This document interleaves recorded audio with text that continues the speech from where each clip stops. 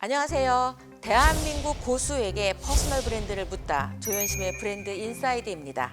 저는 브랜드 인사이드 진행자 조현심입니다. 저희 퍼스널 브랜드를 전문적으로 안내하고 가이드해주는 저희 방송에서는 대한민국 곳곳에 숨어 계시는 고수분들을 초청해서 그분이 어떻게 그 분야의 일을 시작하시게 되셨고 그 분야로 오르기까지 어떤 과정을 거쳐서 앞으로 어디까지를 가실 건지에 대한 라이프 스토리를 통해 퍼스널 브랜드 인사이트를 얻는 방송으로 여러분과 함께하고 있습니다. 오늘은 또 여러분에게 새롭게 이 분야에서 또 최고의 고수라고 할 분을 스튜디오에 모셨습니다. 현재 강남 메디컬 센터 대표 원장님이시고 센터피스 세포 치료의학 연구소 대표 원장이자 줄기세포 및 면역세포 활성화 치료 개발자인 정종화 박사님이십니다. 안녕하세요. 네, 안녕하십니까.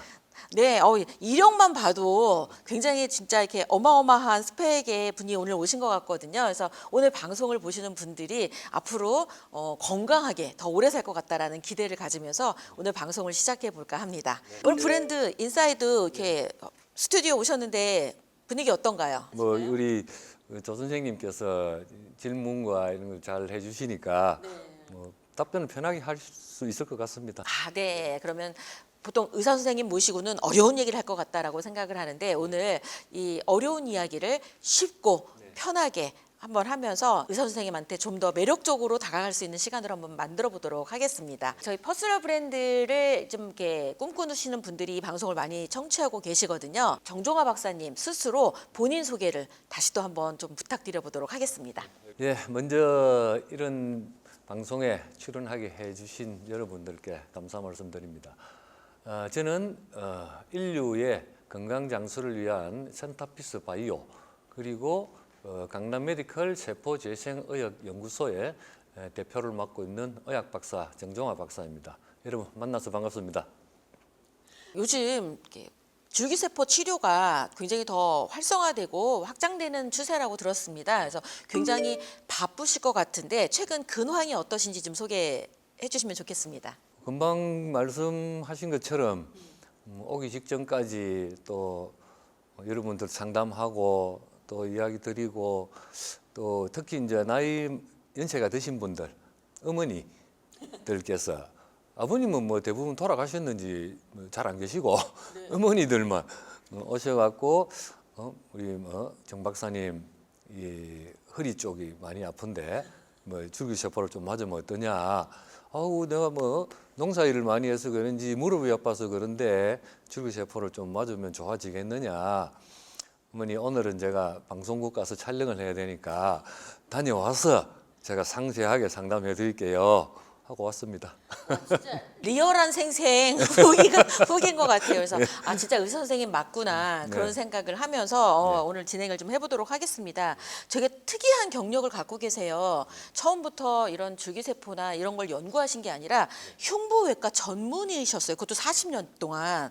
그래서 그렇게 흉부외과 전문의로서 이게 가시다가 어떤 계기를 통해서 갑자기 줄기세포를 이렇게 함께 하면서 치료에 도입을 됐는지 이 부분들을 저희 공식 질문 탤런트와 연결해서 한번 여쭤보도록 하겠습니다. 저는 1986년도에 대구 경북의과대학을 졸업했습니다. 그리고 부산 그 당시에 송도에 있는 보건병원 지금은 고신의료원이죠. 그쪽에 이제 수련을 갔거든요. 거기서 하게 된 게 이제 흉부외과였습니다. 그 당시에 미국에서 흉부외과 의사가 수술을 하면 중동에 있는 분들이 이제 수술을 받잖아요. 그럼 수술비 10,000불이면 우리 왜 보통 도네이션 하는 거 있잖아요. 의사 선생님한테 수고했다라고 준 돈. 그게 1,000,000불이었어요. 그래서 이제 앞으로 한국도 이게 조금 지금은 힘들지만은 나중에 되면 뭐 그런 데가 온다. 큰 돈을 벌 수 있는 그리고 또 심장 수술이랑 우리 드라마 보면 전부 다 흉부외과 아니면 응급의학과 이 정도만 나오잖아요. 맞아요. 네. 의사 선생님의 딱 어떤 표상이 대표되는 그 분야거든요. 다이나믹하고 또 생사가 이래 갈리는 부분이 되다 보니까 저게 매력이 있다. 그리고 대학 다닐 때 제가 이제 아틀라스라는 서클이 있었는데 거기에 유독 또 선배님들이 흉부외과가 많았어요. 그런데 그 내용을 나중에 보니까 거기 지도 교수님 계시잖아요. 네. 그분이 이승행 박사님이라고 흉부외과 연세대학 세브란스 나오신 분인데 1960년도에 미국 가서 흉부외과를 배워오신 분이세요. 그분이 지도 교수가 하다 보니까 흉부외과에 대해서 많이 접하게 되고 그런 또 선배들을 보다 보니까 아 흉부외과가 또 남자 의사로서 서전으로서는 꽤 괜찮겠다 하는 그 생각도 들었고 또 미국을 보니까 아 이것도 수입도 꽤 괜찮겠구나라고 했는데 이게 웬걸 힘만 들고 돈은 안 되고 그런 상황이 됐어요. 그러다가 제가 이제 군대 갔다가 또 국군 국립마산병원에서 제가 지금으로 치면 마산결핵병원이죠. 거기서 또 외과 전문의로서 흉부외과 전문의로 수술도 하고 또 나와서 잠시 제가 또 개원을 또 했었어요. 부산에서 개원을 하다가 아 이건 도저히 얘하고 이거 적성이 안 맞다 해서 2005년 경에 고신의료원에 제가 있을 때 그 당시에 암 환자를 본 병원은 부산에 있는 보건병원하고 전주에 있는 예수병원 이 두 군데서 주로 암 환자를 봤어요. 그러다 보니 제가 있는 병원에서 무수한 암 환자를 보게 됐죠. 그래서 제가 또 암 환자 그 당시에는 또 뭡니까 이게 항암 치료제 이런 것들도 종양내과라고 따로 두질 않았었어요. 그 우리 과에서 직접 수술도 하고 항암 치료도 하고 일반 치료도 하고 다 했었어요. 거기에 더한 것은 응급의학과라고 없었어요. 또 그때는 정말 365일 중에 360일 당직 썼습니다. 제가 그렇게 해서 왔는데 뭐 2005년 6년이 되어도 흉부외과 의사는 점점점 줄어들고 필수 의료과죠, 그죠? 이제 레지던트 수도 계속 줄어들고 이건 뭐 의료보험 수가라고 합니까? 그건 뭐 올라가지도 않고 아 이건 도저히 안 되겠다. 그리고 나도 이제 그 당시 이제 40 넘어가고 이제 이 당시니까 마지막으로 좀 제대로 된 치료를 내가 배운 걸로 다 한번 해봐야 되겠다. 한 게 이제 암이죠. 암 치료. 그래서 2006년부터 시작해서 암 치료 전문 병원을 했었어요. 한 400병상쯤 됩니다. 하다가 아이고 힘에 부쳐서 도저히 못 하겠어요. 그게 아마 초창기 암 전문병원 지금 많잖아요. 요양병원. 그때 요양병원이 없었거든요. 그렇게 쭉 했는데 한 3년을 하니 몸이 지쳐서 도저히 못 하겠더라고요. 그래서 그 병원은 다른 분한테 다 이제 넘기고 그 암 오는 암 상담자들은 제가 암 치료를 하는데 지금까지 암 치료 방법 갖고는 도저히 안 되더라라는 게 제가 확실히 알았어요. 그 당시에 3년을 하면서 거기서만 본 암 환자 수가 6,000명이에요. 와, 상상 초월이죠. 그러네요. 숫자로 예. 들으니까 더 지금까지 어마어마하네요. 본 수는 한 10,000명이 넘어요, 제가. 지금 그 국립암 국가에 암 환자는 등록을 해놓고 있거든요. 네. 등록된 숫자가 아무리 적게 잡아도 200만 명은 될 거예요. 그 중에 이제 우리가 경제 인구가 2천만 명이잖아요. 경제 인구가 아닌 65세 넘어가는 분들도 있겠지만은 나이가 들수록 암은 많아져요. 그렇지만은 최소 10% 이상은 움직일 수 있는 분이 암에 걸렸다는 거죠. 그런데 이게 암이 치료하는 방법이 그때 제가 2005년 6년도에 치료하는 방법이나 지금이나 다른 게 없어요.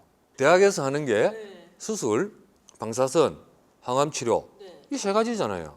그러네요. 없어요. 이게 왜냐하면 현대의학에서는 이 딱 교과서에 나와 있는 정립된 치료만 하거든요. 그래서 그걸 벗어날 수가 없어요. 물론 거기 있는 분들 중에 벗어나서 좀 치료를 해보고 싶은 분들도 있을 거라고 봐집니다. 제가 그걸 벗어나는 순간 대학병원의 방침도 있고 잘못되었을 때 그 책임을 또 지을 수 있는 그런 것들을 여건이 안 돼 있거든요. 그래서 하고 싶어서 이제 나왔다고 칩시다. 그거를 나오면 또 현실이 그렇지가 않거든요. 또 뭐 수가도 낮죠.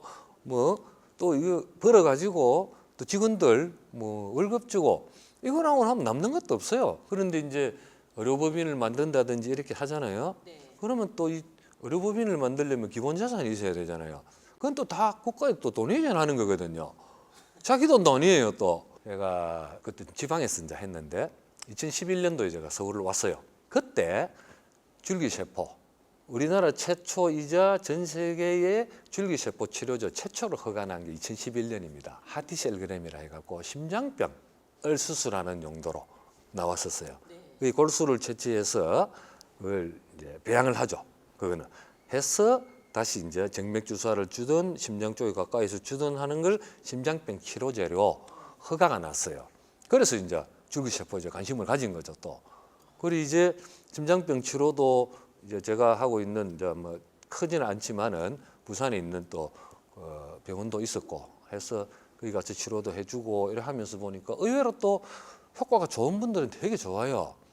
스텐트 하고 있었던 분들, 뭐 2층 정도 걸어서 올라가기 힘든 분들도 뭐 등산을 가신 분도 있고 또 상당히 좋은 효과가 있으면 또 반면에 또 그 효과가 나타나기 전에 또 운명을 달리하신 분도 있고, 야 이게 결국은 또 흉부외과 의사로서의 또 다른 비애가 또 생긴다 그런 생각도 가졌지만은 그 이후에 제가 골수줄기세포 이외에 다른 줄기세포가 있다는 것도 또 공부를 해서 또 알게 됐죠.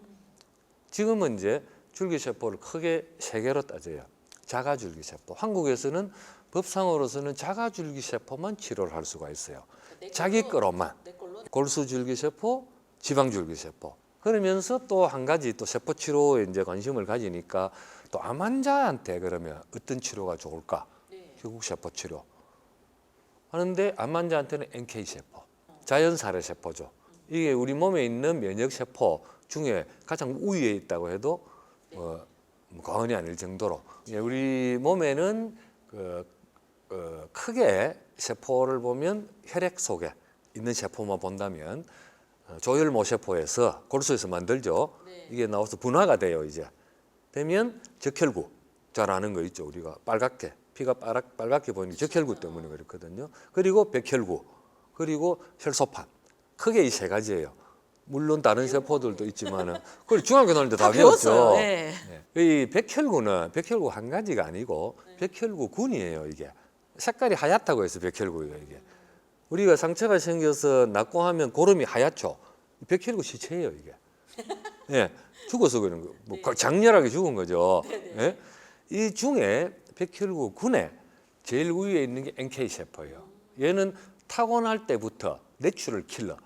이 살상에 그걸 가지고 있는 세포예요. 이게. 나쁜 놈 들어오면 얘가 그렇죠. 딱 작동을 해서 예. 잡아먹는 거가 바이러스, 박테리아, 암세포까지 이게 NK세포고 그 다음에 T세포. T세포는 바이러스, 박테리아가 왔을 때는 반응을 해요. 근데 이 암세포는 얘가 잘 알지를 못해요. 예를 들면 NK세포는 국정원 직원인데 간첩을 딱 보면 알아. 근데 T세포는 이 경찰관이야 이거는. 그래도 이 간첩인지는 잘 몰라. 그런데 누군가가 저게 간첩이다라고 가르쳐주면 그 뜻은 알고 잡으러 가겠죠. 그게 수지상 세포예요. 가르쳐주는 게. 모 회사에서 그래서 이걸 액티베이션이라고 하는데 이 T세포를 액티베이션해서 암세포, 암 환자한테 투여해 주는 것도 있어요. 그리고 이제 마지막 남은 게 이제 대식세포도 있고 수지상 세포 이렇게 크게 나누어지고 임파구 중에는 T임파구가 있고 B임파구가 있죠. B임파구는 바로 우리가 예방주사 맞았을 때 얘가 기억을 해요. 와, 여러분은 지금 우리 정종화 박사님의 혈액학 개론에 대해서 듣고 계십니다. 잠깐 사이에 굉장히 지식이 확 올라간 것 같다는 생각이 드는데 공식 질문 두 번째 들어가도록 하겠습니다. 트레이닝. 고수는 자신만의 훈련법이 존재한다고 들었습니다. 지금 딱 말씀하신 포인트 중에 하나가 될 것 같기도 한데요. 나는 이렇게 나를 훈련해 왔다. 이 경지에 오를 때까지 나는 이렇게 해왔다. 한 세 가지 포인트로 소개를 좀 해주시면 좋겠습니다. 공부하는데 제일 필요한 게 책이잖아요. 예, 예전에는 뭐 이런 뭐 휴대폰 뭐 이런 것도 없었으니까 책을 보면 최대한 빨리 읽어야 돼요. 빨리 읽으면서 중요한 부분만 밑줄을 딱딱 체크를 해요. 여기서 궁금하신 분들이 있으실 것 같아. 책을 보는데 안 읽혀. 그리고 중요한 포인트가 뭔지도 모르겠어. 근데 펴놓기는 해. 시간은 다 들어갔어. 이런 분들도 꽤 있거든요. 어떻게 해야 빠르게 읽고 요점을 잡아낼 수 있을까요? 이 사람이 집중할 수 있는 시간은 한계가 있거든요. 보통 20분쯤 넘어가면 그때부터는 집중력이 떨어지기 시작해요. 그리고 40분쯤 되면 무조건 쉬어야 돼요. 그때부터는 아무리 뭐라고 이야기해도 안 들어와요, 이게. 그리고 집중력을 키우는 방법은 저도 그건 잘 모르겠습니다. 근데 우리가 일상생활 하는데 필요한 뇌파가 알파파, SM알파, 로 베타 요런 세 개거든요. 알파파는 잠자기 직전 아주 마음이 편안한 상태에 나오는 게 알파파예요. 그래서 스님들이 면벽을 하고 뭐 하고 하는 게 이 알파파를 마음이 좀 편하게 하기 위해서 알파파를 키운다고 해도 과언이 아니라고 생각이 돼요. 그 SM알파는 조용한 가운데서 집중하는 거. 공부하는 모드죠, 쉽게 얘기하면. 그 로베타는 움직이면서 집중하는 거. 이건 운동 선수들 어떤 뇌파를 집중을 해서 훈련을 하는 방법이 있어요, 이게. 요즘은 장비도 있고 그래요. 그것을 시키면 실제로 공부 못하던 애가 집중력이 올라가서 공부를 잘 하게 돼요. 그런 예는 수만 예가 있어요. 네, 첫 번째 포인트. 도구의 도움을 받아서라도 집중력을 키워라. 그냥 전 집중력이 집중하면 되는 줄 알았어요. 근데 그게 아니네요. 우리 뇌를 아시니까 효과적으로 쓸 수 있는 뇌 상태를 만드고, 그러니까 20분에 집중하고 40분까지 버텼다가 뒤는 어차피 해도 안 되니까 또 일단 한 10분 놀아. 쉬고. 그다음에 또 또 다시 하고. 또 이렇게 하고. 수업 시간에 선생님이 이게 중요하다라고 하잖아요. 그게 책을 보면 어렴풋이 보여요. 또 들은 게 있기 때문에. 그러면 밑줄을 긋고 그다음에 보면서 내가 만약에 선생님이라면 시험 문제를 어떻게 낼까? 그다음에 이제 똑같은 걸 갖다가 반복해서 보는 거야. 반복 학습. 중요한 것만 그 당시에는 캠프도 없으니까 그 단권하라 해요. 공책에 중요한 건 딱 옮겨 적어요. 다. 옮겨 적고 그것만 봐요. 나중에 이거는 이제 딱 빼고 그러면 딱 요약이 돼 있죠. 근데 시험이 여기서 다 나와요. 대부분.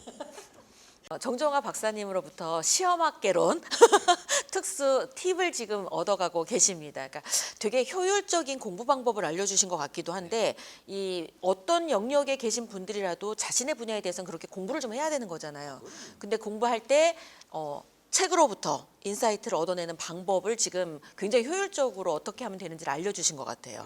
너무 도움이 될 것 같아요. 그래서 무작정 열심히 한다 이 마음이 아니라 뇌를 알고 뇌의 상태를 아주 최상적으로 최적화시킨 다음에 집중해야 될 걸 집중해서 요점을 핵심만 뽑아서 노트로 옮기고 그래서 얘를 집중해서 보면서 하면은 웬만한 건 다 된다.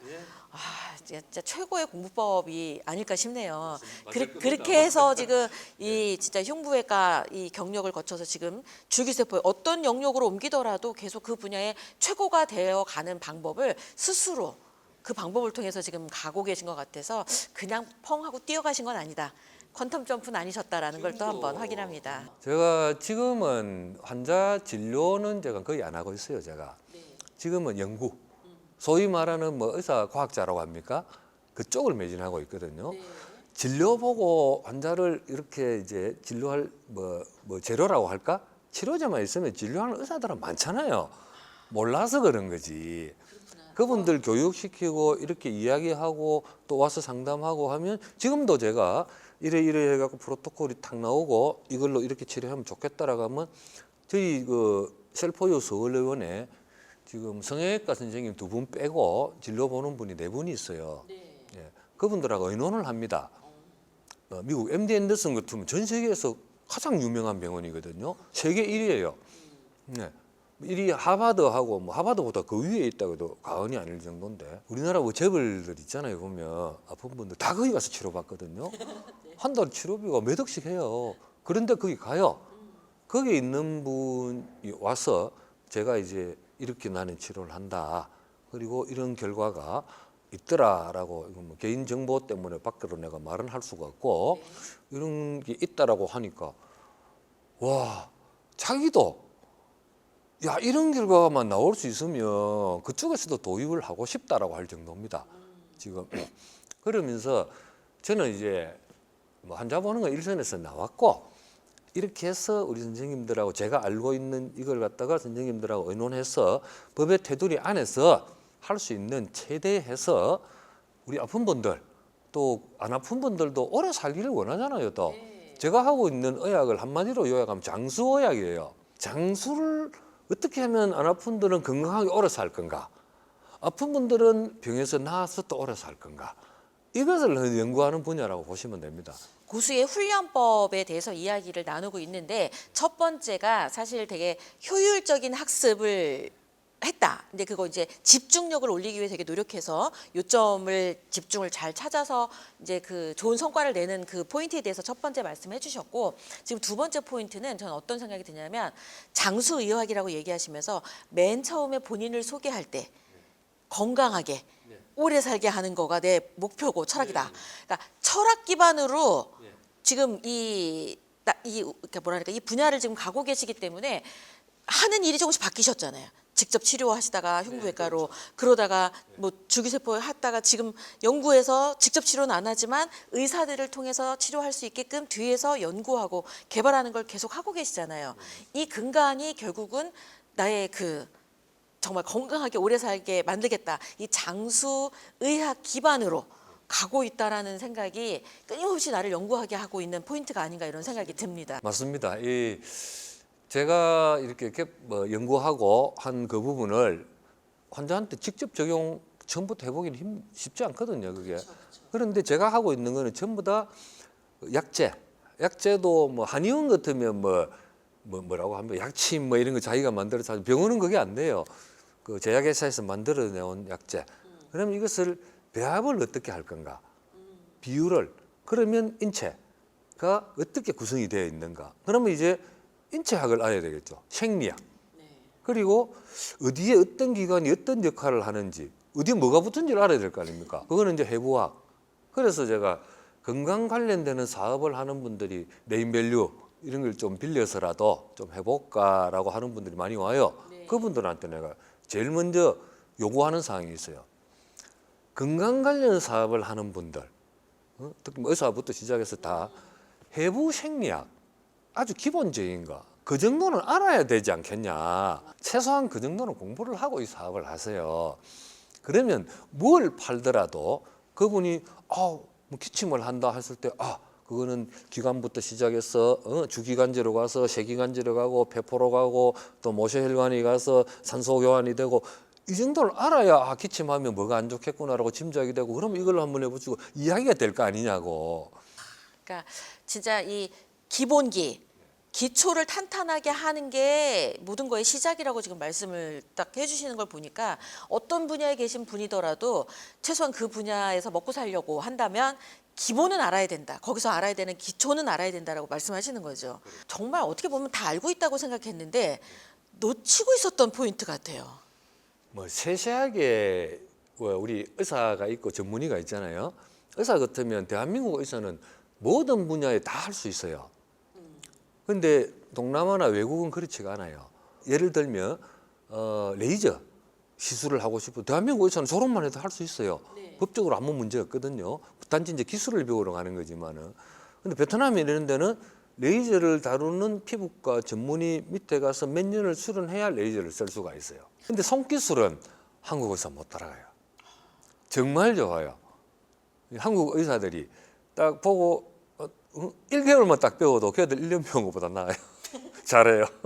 그러니까 타고난 게 대한민국 사람들이 그런 걸 되게 잘하는가 보죠. 젓가락하고 이 관계가 있는 것 같아요. 그러네요. 문화하고. 젓가락이 보면 한국산 젓가락은 보면 조금 납작해요. 보면 한쪽은 조금 가늘고 한쪽은 납작하게 이렇게 찍기가 좀 좋은데 중국산 둥그래요.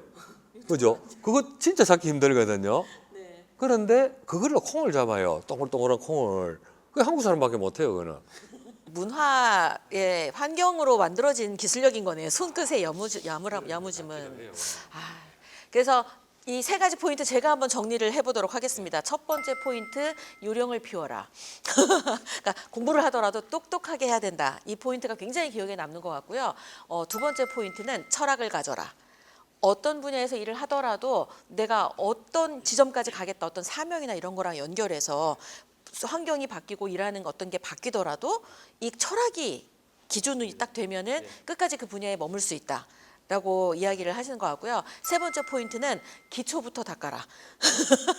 사실 기초가 제일 중요한데 기초는 하지도 않고 바로 그냥 돈 벌 생각, 그 현장에 투입해서 뭔가를 해보려고 하는 생각들을 다 갖고 있어서 가다가 무너지고 그런 게 아닌가 싶은데, 우리 정정호 박사님이 본인의 라이프 스토리를 통해서 고수의 훈련법 3가지를 이야기해 준 포인트를 보면은 아마 다른 분들도 본인의 현주소도 좀 점검할 수 있고, 아, 내가 지금 제대로 가고 있구나 하시는 분들은 그대로 쭉 가시면 되고요. 아, 내가 놓치고 있는 게 기초를 지금 내가 놓치고 있네.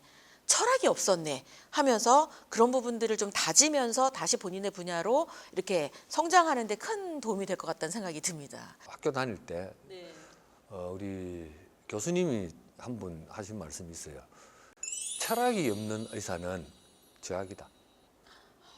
그게 제 머릿속에 지워지지가 않아요. 그건 철학이 이제 중간에 가다가 바뀔 수도 있죠.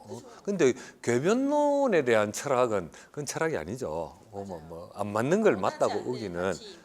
예, 그 의사나 뭐 의료계에 있는 의사, 간호사 뭐 그리고 뭐 의사, 과학자 뭐 할 거 없이 전부 다 그 궁극적인 목표는, 물론 사람을 상대하는 분들은 사람에 대한 그 무병장수, 건강장수, 이게 목표잖아요.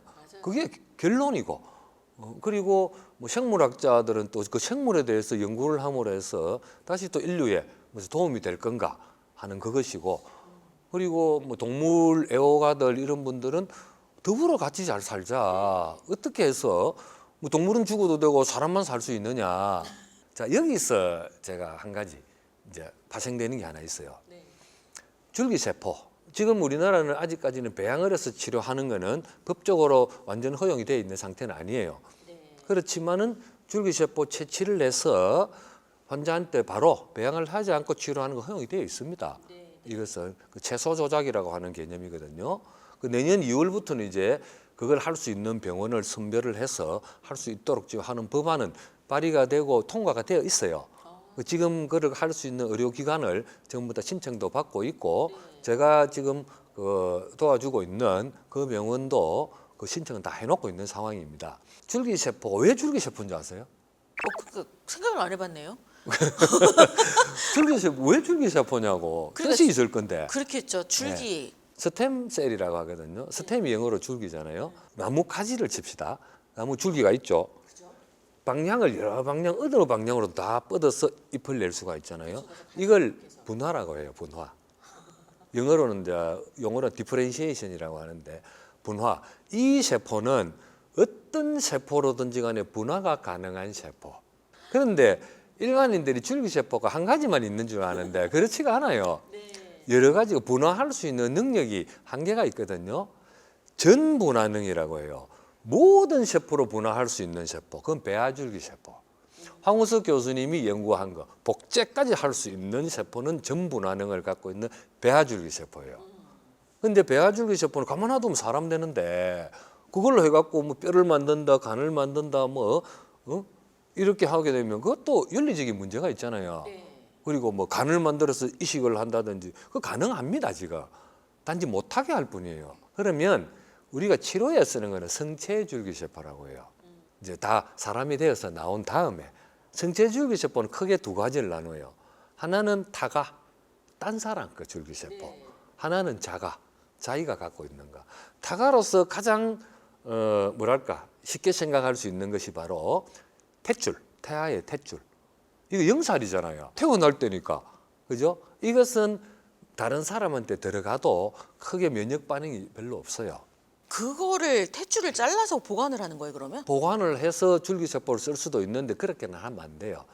줄기세포 다 죽어요. 줄기세포를 그 분리를 해서 그것을 냉동 보관액이 따로 있습니다. 저는 이제 연구를 하니까 이걸 다 알죠. 예. 해서 그 딥프리즈라 해가지고 이것도 바로 탁 얼리면 세포가 다 터져요. 물이 그렇게, 물은 부피가 커지면, 얼면 부피가 커지잖아요, 보면. 이게 유일한 거예요. 모든 것은 얼리면 부피가 작아져요. 물은 커져요. 그래서 세포를 분리를 해야 돼요. 그리고 냉동 보존액이 있습니다. 이게 물 대신에 들어가서 나중에 다시 또 거꾸로 환원도 시켜야 되니까. 그러니까 앞으로 진짜 이게 기술의 문제가 아니라 어떤 윤리적이거나 그저 어떤 도의적이거나 법적인 문제에 그거를 조정을 하면서 이 건강하게 오래 살게 하는 부분들의 숙제를 해결해 가는 게 앞으로의 해야 될 일이신 거네요. 그래서 이제 아까 동물 다시 돌아가면 동물 애호가들 그 우리가 줄기세포 배양을 하려면 배지가 있어야 돼요. 뭐든지 크려면 배지가 있어야 되거든요. 이제 배양 거기 액체로 되어 있으니까 배양액이라고 해요. 배양할 때 쓰는 여기에 우태하 혈청이 들어가야 돼요. 우태하가 뭔가 하면 어미 뱃속에 들어있는 송아지 그것을 꺼내요. 그리고 혈액을 다 뽑아요. 그중 혈청만 딱 뽑아요. 그것을 다시 분리를 해서 정제를 해서 영양분이 있잖아요. 혈청에. 그것을 배지에 넣어요. 작게는 3%, 많게는 10%. 그게 혈청이에요. 그래서 이 송아지 잡는 마리수가 얼마나 되겠어요? 미국에서만 100만 마리가 넘어요. 송아지를 잡아요? 어미 뱃속에 있는 송아지를 꺼내야 돼요. 여기서 혈액을 다 뽑아서 혈청을 채취해야 되니까 이걸 사산을 시키는 거죠. 놔두면 송아지로 나올 것을. 동물 윤리적으로 문제가 있죠. 그러면 이 무혈청 배지가 있어야 될 거잖아요. 이 개발하는데 제가 발명자예요. 그러면 송아지를 안 죽이고 그냥 할 수 있는 거를 개발한 거. 진짜 위대한 일을 하셨네요. 저희가 동물 입장에서 애호가 입장에서 예. 이 개발자가 이제 세 사람이 발명자로 이제 등록이 되어 있어요. 여기에 왜냐 이걸 할 수 있는 배경은 혈청, 우태하 혈청의 성분이 다 나와 있잖아요. 이것을 화학적으로 조성을 할 수가 있어요. 우리 소금 만들 때 천연 소금도 있지만은 나트륨이라고 하죠. 하고 클로라이드, 염소, 요거 두 개 보태면 소금이 돼요. 똑같은 원리죠. 건강하게 사는 거에 우리 정종화 박사님하고 이 연결이 되면 좀 더 이렇게 제대로 건강하게 살 수 있겠다 이런 기대가 생길 것 같습니다. 그래서 세 번째 공식 질문 넘어가겠습니다. 토크. 요즘 소통의 시대라고 하잖아요. 보통 개발하시는 분들은 개발만 잘하고 이렇게 현장에서 있는 분들은 현장에서 일하느라고 사실은 다른 소통에 크게 신경을 쓰지 않는 경우가 되게 많거든요. 환자의 소통 외에는 뭐 다른 소통을 많이 안 하는 것 같은데 우리 그 박사님께서 지금 온라인이나 오프라인으로 이 줄기세포와 관련돼서 그리고 앞으로 이 그 장수, 의학 이런 것들을 넓게 펼치기 위해서 하고 계신 소통법, 어떤 분들과 어떤 소통을 하고 계시는지 소개해 주시면 좋겠습니다. 그 줄기세포, NK세포 치료의 궁극적인 목표는 암 환자를 목표로 하고 있기 때문에 그런 것이고 이것을 좀 많이 알고 싶어 하는 또는 상담을 해보고 싶어 하는 그런 분들이 있거든요. 그런 분들한테는 제가 온라인으로 강의 요청이 오면 온라인 줌 강의로 해주기도 합니다. 그러면 한 40분에서 50분 정도 그중에는 의사 선생님들도 있고 또 한의사 선생님들도 있고 또는 컨설턴트 분들도 있고 그거는 온라인으로 제가 해드려요. 해주는데 뭐 한목에 모아서 하기가 쉽지 않으니까. 근데 환자는 다 오프라인입니다. 대면으로. 예, 대면하지 않으면 알 수가 없어요. 그 제가 이제 올 때 반드시 의무기록 사본을 갖고 오라 하거든요. 의무기록 사본을 갖고 오라는 이유는 크게 두 가지예요. 한 가지는 제가 잘 알아야 될 필요도 있지만은 환자도 그렇고 보호자도 그렇고 자기 병 모릅니다. 써 있는 거 읽어도 몰라요. 읽을 수도 없어요. 다 영어로 되어 있어 갖고 한글로 되어 있어도 이게 무슨 뜻인지도 모르고 그리고 수술했어요 하는데 어디 전체 했어요, 부분 했어요 이러면 뭐 전체를 했다고 들었는데 뭐 남겨놨다고 말도 들은 것 같기도 하고 보면 아 이분은 앞으로 재발할 확률이 어디쯤 되겠다. 그리고 어떤 항암제를 쓰는 게 앞으로 맞겠다라고 쭉 나와요. 정해져가 있기 때문에 교과서에 다 있거든요. 근데 그걸 안 보면 환자 약 뭘 들고 계세요? 모르겠는데 병원에 주고 있는 약 먹고 있어요. 본인 병도 모르고 어떤 상황인지도 모르고 하라고 하는데 제가 딱 이야기를 합니다. 그 선생님 환자가 여기 있는 이분만 있는 게 아니거든요. 똑같은 환자 하루에 한 50명씩 보세요. 설명해 줄 시간도 없습니다. 그 50명씩 보는 이유 중에 하나는 수가가 낮아서 그래요. 그 이야기를 하면서 그래서 본인 병에 대해서 정확하게 알고 싶으면 그거 가지고 오세요. 제가 30분이 걸리든 1시간이 걸리든 설명 다 해줄게요. 그리고 당신이 지금 사고 있는 상황을 알아야지 내가 앞으로 어떻게 치료를 해야 될 건지를 알 수가 있다. 그리고 이 대학에서 치료하는 부분도 있지만 내가 치료하는 거는 대학병원에서 치료하는 거는 배치가 되는 게 아니다. 그걸 잘할 수 있게끔 도와주는 일이지. 의학용어로 치면 보완대체의학이라고 하는데 대체라는 말은 안 맞다. 보완의학이라고 보는 게 맞다. 자, 항암 치료를 하게 되면 수술, 방사선, 항암. 수술하고 나면 끝났죠. 그다음에 방사선 하고 나면 일단 끝나죠. 이제 항암은 얼마나 해야 될지 모르는데 항암 치료에 부작용이 생길 수도 있고 항암 치료의 효과도 올려야 되는데 제가 하고 있는 거는 항암 치료도 효과도 좀 더 올리게끔 어떻게 하면 좋을까? 그거를 연구하는 게 제 일이고 또 항암 치료의 부작용이 좀 최대한 최소화시키는 이것을 하는 게 내 일이다. 그래서 배치된다고 이거 하면 이거 안 해도 되는 게 아니다. 하고 그래서 제가 제일 먼저 그 아까 온라인 강의 할 때 첫 화면 딱 보여주는 게 자기 자신이 자신을 고치는 의사가 되라. 식이요법도 식이요법 어느 세월에 그 몸을 바꿔요. 안 된다고. 그거 효과 나타나는 데까지 기본 6개월 걸리니까 그건 그대로 하시고 몸은 살아 있어야지 뭐 식이요법이고 뭐고 나중에 뭐 필요가 할 거 아니냐고. 항암제에 의존할 필요가 없고 항암제도 뭐냐 목적이 뭐냐는 거지. 암을 없애는 거잖아, 그죠? 근데 암을 없애는 목적이 뭐냐고 사는 거잖아요. 궁극적인 목표는 삶에 맞추어라. 너무 좋은 인사이트예요. 대부분 삶을 잠깐 뒤로 놓고 암하고만 싸운 것 같아. 그러니까 암을 결국은 못 이겨서 사람이 죽는 것까지를 가니까 왜 저 치료를 했는지 이런 생각이 드는 분들도 많을 것 같아요. 제 뭐 다른 선생님 의견이 다를 수는 있어요. 그렇지만은 제가 한 10,000명 이상 뭐 수술부터 시작해서 지금 뭐 이거 연구까지 오면서 상담한 분들 종합해 보면 그렇다는 겁니다. 항암 치료는 아니 몸이 못 견디는데 암을 죽이가 뭐 할 거냐고. 암이 없어졌는데 사람이 죽었는데 의미가 없어. 사람 죽으면 암도 죽어요. 결국은 암하고 싸운다고 생각했지만 저희가 기본적인 걸 놓쳤던 걸 오늘 정종화 박사님이 얘기해 주신 것 같아요.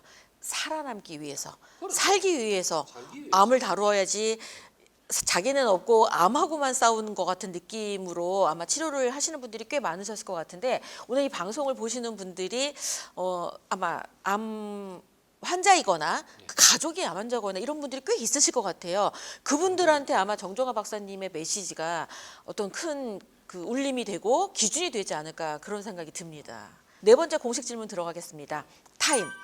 아까 이 흉부외과 시작해서 40년 그 이상을 지금 이 의료 업계에 종사하고 계시잖아요. 근데 이 분야에 있다가 뭐 다른 분야를 가시기도 하고 뭐 이렇게 여러 다른 분들이 그럴 수 있는데 멈추지 않고 끊임없이 이렇게 이 건강하게 오래 살게 하는 이쪽 영역에서 머물 수 있었던 힘은 어디에서 기인하신 걸까요? 돈은 아니고 진짜 그렇게 이야기하시니까 제가 뭐 지금까지 딴 일을 한 적이 있나 한번 생각은 해본 적이 없네. 그쵸. 한 번도 없어요. 예. 희한하네. 그것도 가만히 생각 한 40년 같으면 직업을 바꿀 만도 한데. 그렇죠. 요즘 뭐 몇 년 단위로 직업을 바꾸는 게 트렌드인데. 예. 직업을 바꿨다 하더라도 대상만 바뀌었지 직업은 바뀌지는 않았어요. 제가 80년도에 대구 경북의과대학에 그때 우리는 또 본고사도 쳤습니다. 또 예비고사, 본고사 다 했어요. 진짜 그렇게 하고 졸업하고 부산에 이제 보건병원 지금 고신의료원에 가서 흉부외과 하고 또 국립마산병원 가서 또 하고 개원도 잠시 했다가 또 이제 병원 암 전문 병원으로 하고 이제 또 서울 와서는 이제 암 환자만 위주로 하고 줄기세포 하고 이제 세포 치료 이쪽으로 가고 있는데 진짜 그렇네요. 한 번도 뭐 한눈을 팔아본 적이 없고 단지 이제 직접 뭐 수련 기간에는 뭐 배우는 기간이니까 그렇게 많은 본 그것도 경험. 뭐 수많은 암 환자를 본 경우, 응급실을 또 본 경우, 그래서 머리부터 발끝까지 응급실을 보니까 다 보죠. 다 뭐 어느 정도는 다 알고 있고, 그리고 개원해 보면서 또 개원이 이렇게 쉽지 않구나라는 것도 해봤고, 그러면서 서울 와서 또 암 전문 병원 하면서 저하고 혼자서 제가 이 사백병상 이 암에 대해서 아는 분들도 별로 없고 지금도 그렇게 암에 대해서 이렇게 깊이 있게 연구하는 분은 그렇게 많지는 않은 것 같아요. 단지 뭐 암 요양병원을 하면서 뭐 밥 잘해드리고 뭐 온열암 치료해주고 또 뭡니까 영양 주사 주고 뭐 한 이 정도로 끝이 나는 것 같아요. 그런 분들도 없는 상태에서 한 3년 4년 일하니까 이거 도저히 못 견디겠다 하는 것도 체력이 못 견뎌요. 그 전에 제가 암 전문병원 하기 전에 체력은 정말 자신 있었거든요. 그러니까 철인 3종 경기를 했어요. 제가 수영 사이클 마라톤 그걸 아침 7시부터 밤 12시까지 17시간 안에 다 끝내야 돼요. 이거를. 그렇게 체력은 정말 자신 있었는데 이 나이는 못 속여요. 예. 뭐 겉으로 보기에는 누가 보면 뭐 나이만큼은 안 보인다 하지만 저도 또 근데 젊어 고생은 늙어 신경통이라는 말이 맞아요. 사서도 하는 건 아닌 것 같아. 물론 편하자고 하는 건 아니 경험치를 쌓은 건 있지만 그래서 이제 관절도 제가 왼쪽 발목 관절도 좀 안 좋고 해가지고 어느 정도 딱 지나니까 좀 아프더라고요. 그래서 좋다. 이제 내가 개발한 거 내가 해봐야지. 그래서 딱 해봤어요. 딱 3번 딱 하니까 이제 또 뛰어당길만 해요. 또 지금 이제 또 걷고 마라톤까지는 안 가고 또 하다 또 다치면 안 되죠. 이제는 조심조심해서 써야 되는데 이제 아껴서 써야 돼요. 자동차도 그 쇠로 된 것도 뭐 5년 10년 쓰면 바꿔야 될 판인데 사람 몸이 한 60년 70년 이랬으면 그것도 바꿀 수도 없잖아요. 이거는 그쵸. 있는 거 그대로. 근데 되돌릴 방법 중에 하나가 줄기세포. 이거는 항노화적인 부분이죠. 실제 좋아져요. 이게 당뇨 때문에 한 3년 동안 이제 남성 기능이 좀 없었는 분이 있거든요. 2주 만에 딱 돌아오더라고요. 또. 물론 다 돌아오는 건 아니에요. 그리고 파킨슨이 있었던 분이 있어요. 제가 지금도 치료를 하고 있는데 이분 한 달 딱 치료하고 좀 좋아져가지고 이제 집에 가셔서 치료하면 어때요? 하니까 안 되겠대. 자신이 없대요. 그래서 또 한 달 계시라 한 게 지금 4달째 있어요. 지금 있는데 오실 때 워커라고 있어요. 이렇게 서서 붙들고 이렇게 밀면서 가는 게 있거든요. 이걸 잡고도 못 걸어가요. 발이 안 떨어지니까. 근데 치매까지 와갖고 7년이 됐어요. 그런 분들 지금은 지팡이 짚고 이제 걸어가요. 많이 좋아졌죠. 거기다가 옆에서 보호자가 밥을 떠먹여 줘야 돼요. 그러면 이제 제작도 제대로 안 되니까 또 삼키다가 또 걸려갖고 또 기침도 하고 이래 되는데 라면 먹어요 지금은. 궁금한 포인트. 병원이니까 의료보험 되나요? 세포 치료는 보험은 되진 않아요. 국가에서 해주면 좋겠어요, 저도. 근데 너무 비싸게 이게 싼 치료가 아니에요, 사실 해보면. 그래서 보험이 안 될 따름이지. 나머지 보험되는 치료는 당연히 병원이니까 당연히 해주죠. 보험되는 거 보험해주고 보험 안 되는 거 비보험 실손되는 것도 실손 처리 될 수 서류 다 드리고. 법의 테두리 안에서 이렇게 우리가 알고 있는 일반적으로 수술하거나 뭐 이렇게 뭐 항암치료 방사 이런 거 말고도 충분히 더 좋아지게 할 수 있는 부분들을 치료하는 쪽에 우리 정종화 박사님이 보완 치료로 이렇게 딱 버티고 계시니까 혹시 도움이 필요하신 분들은 우리 정종화 박사님을 찾아가도 좋을 것 같다는 생각이 드네요. 그러면 이 방송을 보시는 분들에게 도움이 되는 딱 한 가지의 팁을 좀 요청을 드릴 예정인데 기본적으로 할 건 다 하더라도 내가 이미 암이 걸린 상태면 아까 완치를 없애는 게 어렵다라고 말씀을 하셨잖아요. 보완하시는 입장에서 이 줄기세포라고 하는 적극적인 요거 말고도 그냥 생활이나 이런 거에서 한 가지 정도의 팁을 좀 주신다면. 제가 아까 말씀드렸잖아요. 뭐 다 빼고 한 가지만 안 한다고. 안 된다. 그러면 그렇지. 되게 많지. 목표를 가르쳐 드릴게요. 목표.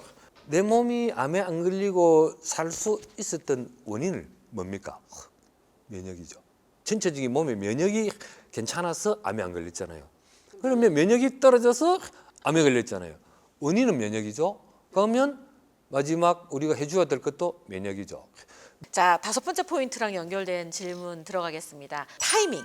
내 인생 최고의 때가 기억될 때가 좀 있으실 거잖아요. 보통 뭐 평균적으로 한 3번 정도의 인생의 최고의 때가 있다라고 얘기를 하시는데 우리 정종화 박사님이 생각했을 때 내 인생 최고의 때는 이런 때였다라고 하는 포인트가 있으셨을까요?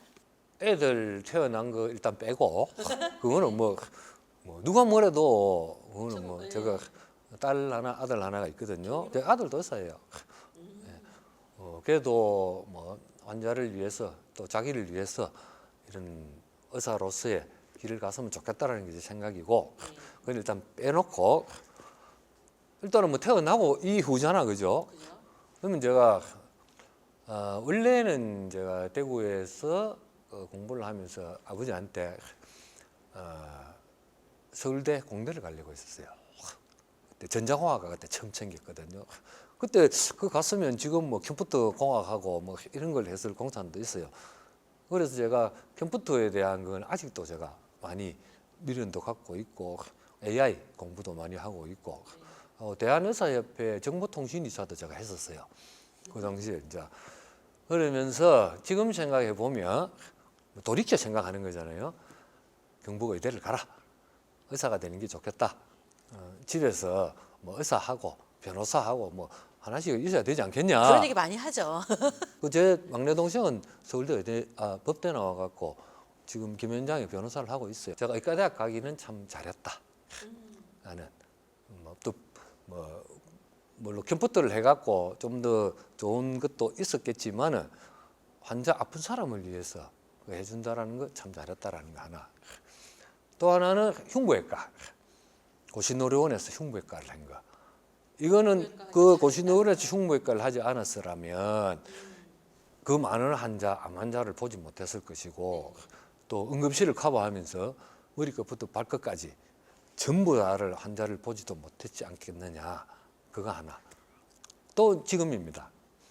지금 세포치료 이 결과로 해가지고 환자들이 이렇게 결과가 좋아지고 이제 또 뭐 그분이 얼마나 더 오래 사시고 할지는 저도 모르잖아요. 보면 안 오는 분은 둘 중에 한 개예요. 나가서 안 오든지 돌아가셨든지. 예? 어쨌든 결론은 있는 거니까 저렇게 현재 상황에서 제가 한 그게 수치로 보여지고 결과로서 나타났을 때 보람을 느낄 때 지금 현재 상황이에요. 그러니까요. 최고의 때를 이렇게 되짚어 생각해 보시면서 말씀을 해주시는데 되게 잔잔하게 감동적인 포인트로 저희가 전달을 받은 것 같다는 생각이 듭니다. 앞으로 이루고 싶은 꿈이 있다면 어떤 게 있을까요, 박사님? 무병장수까지는 안 되겠고 건강장수죠. 건강장수. 기본 제가 연세 드신 분들한테 이야기합니다. 2040년까지만 어떻게든 살아라. 왜냐하면 지금 과학기술 엄청 빨리 가거든요. 네.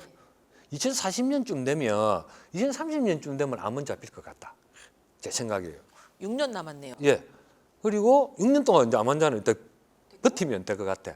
근데 이제 연세 드셔갖고 뭐 70, 80이신 분들 있잖아요. 뭐 다른데 뭐 허리도 아프시고 무릎도 아프고 40년까지만 버티자. 그러면 그때부터는 안 죽는 방법이 나올 것 같다. 결론은 이 NK 세포는 본인 몸에 있는 NK 세포 활성도를 올려서 면역을 올리자 하는가. 줄기 세포는 아까 이야기했다시피 분화 능력이 많기 때문에 어떤 세포로든지 분화가 될 수 있어요. 그래서 뭐 줄기세포 엑소좀은 줄기세포의 능력을 한 80% 정도는 갖고 있어요. 얘가 세포만큼은 안 되지만 그렇지만은 지금 현재 근데 이거는 타가라는 단점이 있고 현재 우리나라에서는 줄기세포 배양인간은 줄 수 없는 법적인 문제가 있잖아요. 이것을 빨리 풀리면 여러분들 뭐 아픈 분들한테 많은 혜택도 받을 수 있을 것 같습니다. 그러네요. 그러니까 그게 결국 아까 왜 공부하는 방법에서도 기초가 탄탄해야 된다. 결국 내 몸이 건강한 것도 가장 기초 단위 세포를 살리는 방법으로 가야 된다라고 말씀을 해주시는 게 오늘의 핵심 포인트 같다는 생각이 돼요. 큰 몸으로 그냥 단체로 이렇게 보는 게 아니라 진짜 내 몸에 아주 작은 단위 세포가 건강하게 가는 게 어떤 건가를 좀 생각을 하시면 조금 더 건강하게 오래 사는 데 도움이 되지 않을까 이런 생각이 듭니다. 좋습니다. 여러분 진짜 건강하기 위한 우리 정종화 박사님의 건강학개론 기초 베이스 오늘 어디서부터 어떻게 해야 되는지에 대한 노하우를 인식하셨을 것 같습니다. 자, 이렇게 해서 지금 조현심의 브랜드 인사이드 지금 이 쭉 거의 1시간 가까이를 같이 네 토크쇼를 나눠봤는데요. 네 이렇게 오늘 진행을 해보신 소감이 좀 어떠신지 궁금합니다. 뭐 편하게 해주시니까 저도 편하죠. 그리고 제가 평소에 환자들한테 이게 평소에 환자들한테 하는 말 그대로입니다. 이게 뭐 여러분 다른 분들한테 해보셔서 알겠지만은 제가 임의로 뭐 적어 와서 한다고 해서 나올 수 있는 내용들이 아니거든요. 그래서 항상 무의식 중에 어떤 질문이 나왔을 때 알고 있어야 돼요. 그러면 거기에 맞는 답이 나오려면 반복해야 됩니다. 어디에 이 많은 몇백 쪽에 되는 뇌세포 안에 어디에 무슨 지식이 들어있는지 아직 모르거든요. 어딘가에 들어있어요. 들어있는 게 어떤 질문이 나왔을 때 자기가 경험해보지 않고 모르는 내용들은 절대로 나올 수가 없어요. 네, 그리고 보이는 만큼 알 것 같아요? 아는 만큼 보일 것 같아요? 아는 만큼 보일 것 그렇죠. 같습니다. 알려면 어떻게 해야 됩니까? 책밖에 없죠. 휴대폰을 보든 책을 보든 텍스트를 봐야 봐라. 알죠. 네, 봐라 이런 예. 얘기네요. 네. 휴대폰 보면 잘 안 들어가요 이게 생각보다. 책을 집중해서 밑줄 꺼가면서 보고 반복해서 보고 그러면 머릿속에 들어가 있고 언젠가는 쓰입니다. 진짜 경험적 지식이 가장 가치가 있다라는 말씀을 본인의 이 의료인으로서의 라이프 스토리를 통해 직접 계속 보여주신 것 같습니다. 자, 우리 시청자분에게 마지막으로 인사드리고 마무리하도록 하겠습니다. 네, 지금까지 시청해 주신 여러분 정말 감사합니다. 뭐 지금까지 한 근 40년 동안 제가 의사로서 지금은 일선에서 환자를 보고 있지는 않지만은 의사 과학자로서 제 나름대로 생각해온 바를 여러분께 조금이라도 도움이 되었으면 좋겠고 특히 암 환자 여러분들께 제가 꼭 드리고 싶은 말씀은 먹을 수 있고 걸을 수 있으면 희망은 있다. 그리고 이 세상 모든 질환은 반드시 고치는 방법, 치료하지 못하는 질병은 없다. 단지 그 방법을 지금 모를 뿐입니다. 2030년이 지나고 또 AI가 이렇게 점점 개발이 되고 함으로 해갖고 지금까지 없었던 단백질, 합성 단백질도 많이 나오고 약물들도 많이 나오고 있고 하니까 어떻게 하든지 오래오래 살아남으십시오. 건강하게 사시든 아프게 사시든 어떻게 하든지 오래 사시면 좋은 날이 반드시 옵니다. 예, 여러분 건강하게 오래오래 사십시오. 감사합니다. 네, 감사합니다. 무병장수의 꿈을 이루어가고 계시는 우리 정종화 박사님과의 이야기를 통해서 그냥 단순히 건강하기 위해서 어떻게 해야 된다가 아니라 왜 그렇게 해야 되고 그 건강하기 위해서 어떤 과정을 거쳐서 건강해지는지에 대한 어떤 깊이 있는 이야기를 오늘 들려드릴 수 있어서 굉장히 오늘 의미 있었던 브랜드 인사이트가 아니었나 싶습니다. 저는 여러분과 또 다음 시간에 뵙도록 하겠습니다. 시청해 주셔서 감사합니다. 감사합니다.